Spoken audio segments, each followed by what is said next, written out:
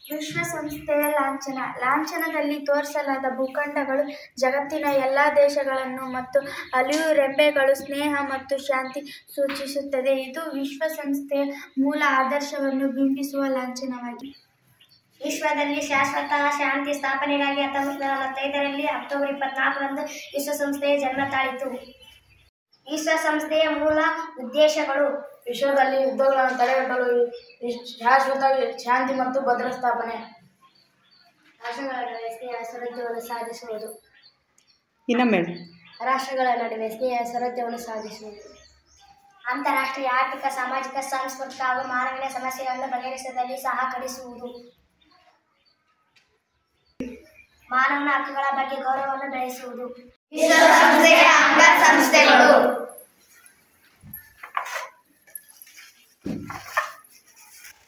ಮಹಾಸಭೆ. ಇದು ವರ್ಷಕ್ಕೊಮ್ಮೆ ಸೆಪ್ಟೆಂಬರ್ ತಿಂಗಳಲ್ಲಿ ಸಮಾವೇಶಗೊಳ್ಳುತ್ತದೆ. ಸದಸ್ಯ ರಾಷ್ಟ್ರಗಳು ಮಹಾಸಭೆಯಲ್ಲಿ ಪ್ರತಿನಿಧಿಗಳಿದ್ದರು. ಪ್ರತಿ ಸದಸ್ಯರು 5 ಜನ ಪ್ರತಿನಿಧಿಗಳಿದ್ದರು. ಆ ಒಂದು ರಾಷ್ಟ್ರವು ಒಂದೇ ಮತವನ್ನು ಚಲಾಯಿಸುವ ಹಕ್ಕನ್ನು ಹೊಂದಿರುತ್ತದೆ. ಪ್ರಸ್ತುತ ವಿಶ್ವದ 193 ರಾಷ್ಟ್ರಗಳು ವಿಶ್ವಸಂಸ್ಥೆಯ ಸದಸ್ಯ ರಾಷ್ಟ್ರಗಳಾಗಿವೆ. ನೆಕ್ಸ್ಟ್,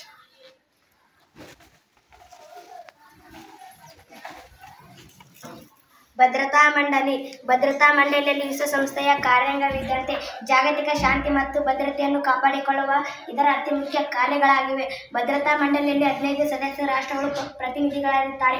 ಅವರಲ್ಲಿ ಅಮೆರಿಕ, ರಷ್ಯಾ, ಬ್ರಿಟನ್, ಫ್ರಾನ್ಸ್ ಮತ್ತು ಚೀನಾ ಶಾಶ್ವತ ಸದಸ್ಯ ರಾಷ್ಟ್ರಗಳು. ಉಳಿದ 10 ಸದಸ್ಯ ರಾಷ್ಟ್ರಗಳನ್ನು ಮಹಾಸಭೆಯು 2 ವರ್ಷಗಳ ಅವಧಿಗೆ ತಾತ್ಕಾಲಿಕ ಸದಸ್ಯರೆಂದು ಚುನಾಯಿಸುತ್ತದೆ.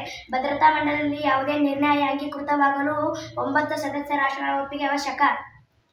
ಆದರೆ ಶಾಶ್ವತ ಸದಸ್ಯ ರಾಷ್ಟ್ರಗಳ ಪೈಕಿ ಯಾವುದೇ ಒಂದು ರಾಷ್ಟ್ರವು ನಿರ್ಣಯವನ್ನು ವಿರೋಧಿಸಿದರೂ ಆ ನಿರ್ಣಯವನ್ನು ಅಂಗೀಕರಿಸಲ್ಪಡುವುದಿಲ್ಲ.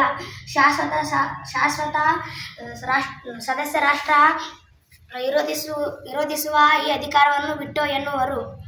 Very good. ನೆಕ್ಸ್ಟ್,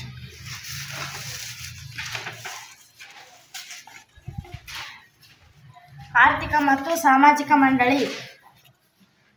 ಪ್ರಪಂಚದ ಎಲ್ಲ ದೇಶಗಳು ಎದುರಿಸುವ ಅನೇಕ ಸಮಸ್ಯೆಗಳಿವೆ. ವರ್ಣ, ಭಾಷೆ, ಧರ್ಮ, ಗಡಿಗಳ ಹಿನ್ನೆಲೆಯಲ್ಲಿ ನಡೆಯುವ ಮಾನವ ಹಕ್ಕುಗಳ ಉಲ್ಲಂಘನೆಯ ಸಮಸ್ಯೆಗಳನ್ನು ಪರಿಹರಿಸುವ ಜವಾಬ್ದಾರಿಯನ್ನು ಇದು ಹೊಂದಿದೆ. ಅನಕ್ಷರತೆ, ಬಡತನ, ಹಸಿವು, ನಿರಾಶ್ರಿತರ ಪುನರ್ವಸತಿ, ಆರೋಗ್ಯ, ಸ್ತ್ರೀ ಸಮಾನತೆ, ಶಿಶು ಸಂರಕ್ಷಣೆ, ಮಾದಕ ವಸ್ತುಗಳ ನಿಯಂತ್ರಣ ಮುಂತಾದ ವಿಷಯಗಳಿಗೆ ಸಂಬಂಧಿಸಿದಂತೆ ಪರಸ್ಪರ ಸಹಕಾರ ಮತ್ತು ನೆರವನ್ನು ಆರ್ಥಿಕ ಮತ್ತು ಸಾಮಾಜಿಕ ಮಂಡಳಿಯು ನೀಡುತ್ತದೆ.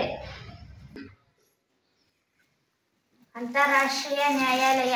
ಅಂತಾರಾಷ್ಟ್ರೀಯ ನ್ಯಾಯಾಲಯವು ನೆದರ್ಲ್ಯಾಂಡಿನ ಹೇಗ್ ನಗರದಲ್ಲಿದೆ. ಈ ನ್ಯಾಯಾಲಯದಲ್ಲಿ 15 ಮಂದಿ ನ್ಯಾಯಾಧೀಶರಿರುತ್ತಾರೆ. ಭದ್ರತಾ ಮಂಡಳಿ ಹಾಗೂ ಮಹಾಸಭೆಯ ಸದಸ್ಯರು ಇವರನ್ನು ಚುನಾಯಿಸುತ್ತಾರೆ. ಸದಸ್ಯ ರಾಷ್ಟ್ರಗಳ ನಡುವೆ ಉಂಟಾಗುವ ವಿವಾದಗಳನ್ನು ಬಗೆಹರಿಸುವುದು ಅಂತಾರಾಷ್ಟ್ರೀಯ ಕಾರ್ಯವಾಗಿದೆ. ನೆಕ್ಸ್ಟ್, ಪ್ರಧಾನ ಕಾರ್ಯಾಲಯ. ನ್ಯೂಯಾರ್ಕಿನ ಬಳಿಯ ಲೇಕ್ ಸಕ್ಸಸ್ ನಗರದಲ್ಲಿ ವಿಶ್ವಸಂಸ್ಥೆ ಶಾಶ್ವತ ಕಾರ್ಯಾಲಯವಾಗಿದೆ. ಜಾಗತಿಕ ಶಾಂತಿಯನ್ನು ಕದಡುವ ಯಾವುದೇ ಸಂಗತಿಯನ್ನು ವಿಶ್ವಸಂಸ್ಥೆ ಗಮನಕ್ಕೆ ತಕ್ಷಣ ತಂದು ಪರಿಹಾರ ಮಾಡಿಕೊಳ್ಳುವ ಜವಾಬ್ದಾರಿ ಕಾರ್ಯಾಲಯವಿದೆ.